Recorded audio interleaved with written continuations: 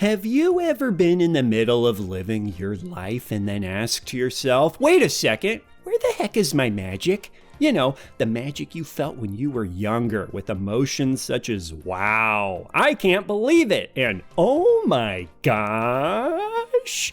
Especially when it came to video games, and specifically discovering video games. Things were different back then, and those who know just know. And yep, maximum pants hiked up old guy reminiscing the past vibes in this one. Take me back to the days when we'd find out about video games by seeing them at another kid's house, renting them, or picking at random based off the artwork. It was common to find out about, watch someone else play, and then play it yourself, your new favorite game all in one day, sometimes in a matter of minutes. Whereas now, the most excited you ever get for some games comes from an announcement trailer that gives you a wait time until the game comes out that's always gonna be sweet. With my personal favorite, TBA. I might as well just forget it even exists for the time being.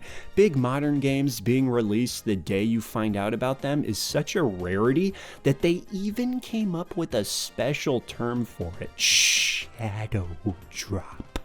But back in the day, everything felt like a gosh darn shadow drop, each more impactful than the last. Discovering Street Fighter 2 at the neighbor's house, shadow drop. Borrowing Mean Bean Machine from Timmy, shadow drop. Walking into the bathroom right after my grandpa just used it, shadow drop. Hey, I said impactful, not necessarily good. And by the way, I need to get Timmy his game back. I'll just jot down a reminder when I can give it back. Now, naturally, some of you might be saying that you do indeed still feel the magic of discovering games by scouring the internet, but that's a different type of discovery, one that I call intentional discovery, a hallmark of very intentional gamers, something most of you watching probably are. If you own both the Genesis and Super Nintendo versions of Aladdin, you're an intentional gamer. Back then, gaming was less of an identity choice and more just something most of us did because it was fun, like chewing bubblegum, throwing rocks, and eating pizza. Compare that to the many of us who, as adults, have made a decision to identify as a retro gamer in an effort to give ourselves some identity beyond just whatever it is we do for money, because that can dominate your existence if you're not careful.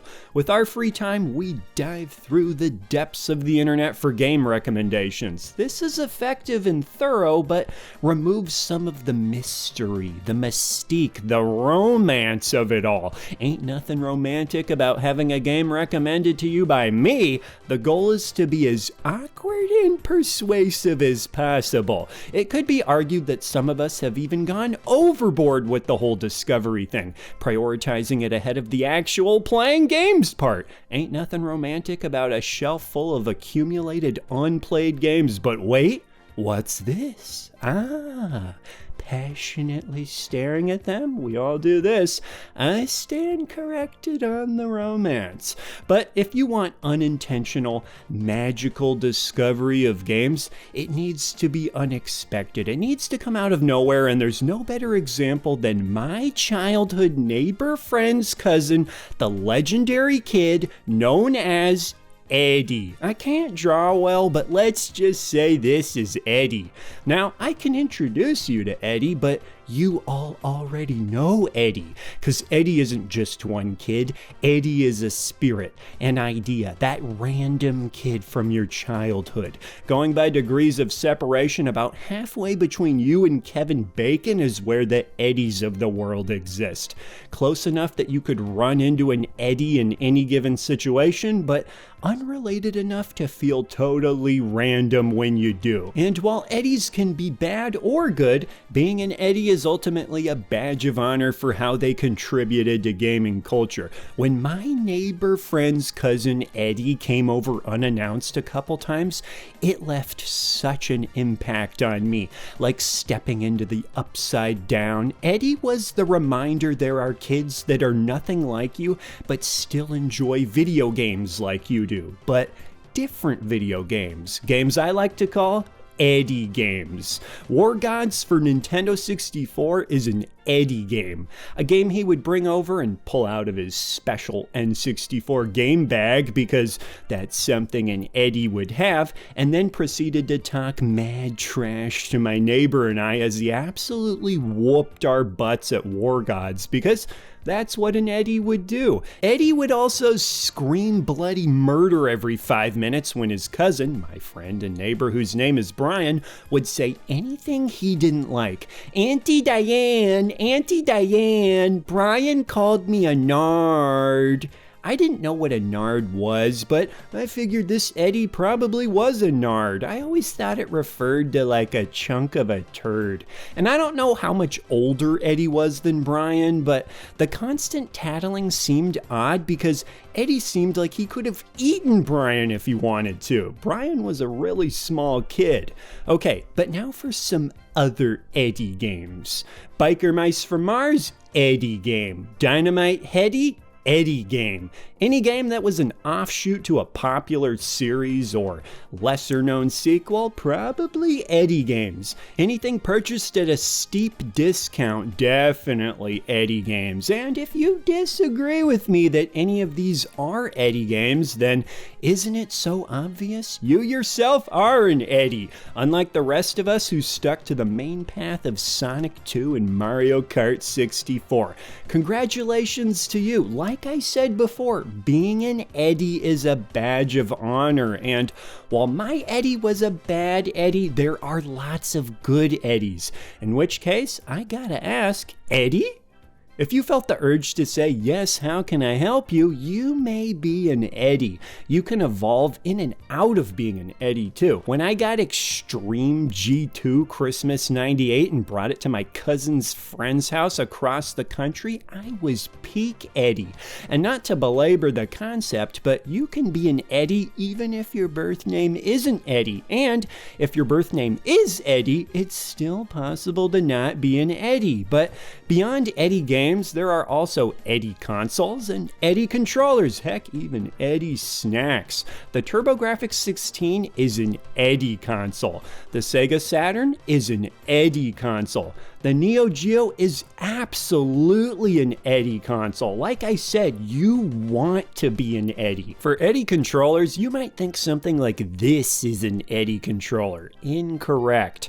That's the loaner controller both Eddies and non-Eddies all had and gave to whatever kid did not live at the house where video games were being played. My Eddie's Eddie controller was a yellow N64 controller, which he called gold for some reason. Part of Eddie's lore. A part of me worries Eddie had an existential crisis if he ever found out about the actual gold controller. In any case, the yellow controller was the last of the non-gray N64 controllers I'd ever seen. Remember, before the N64, pretty much every controller was just the exact same color as the console itself.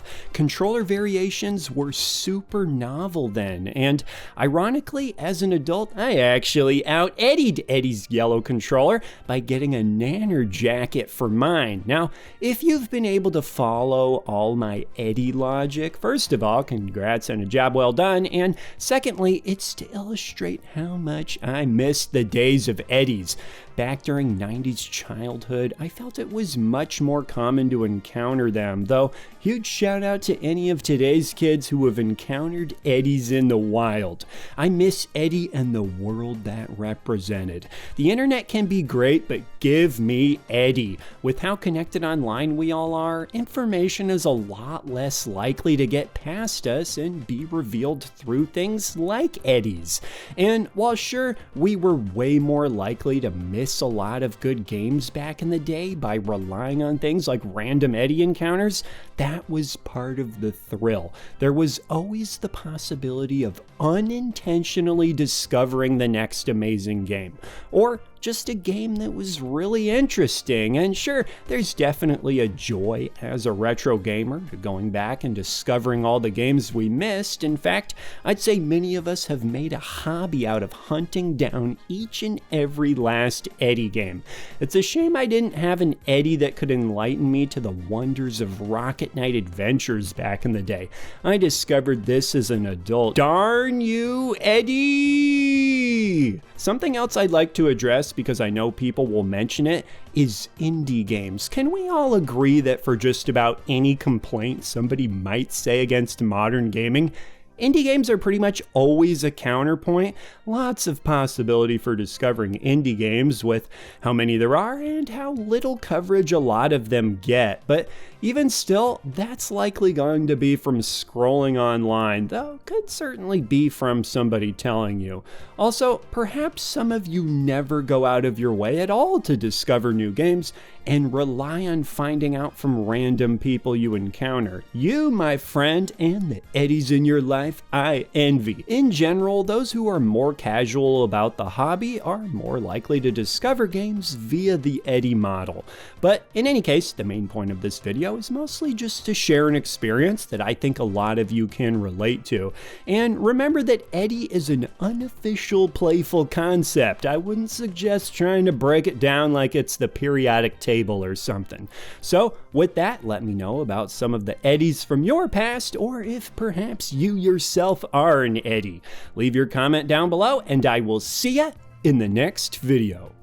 He's the retro bird, yeah, and he's talking about video games.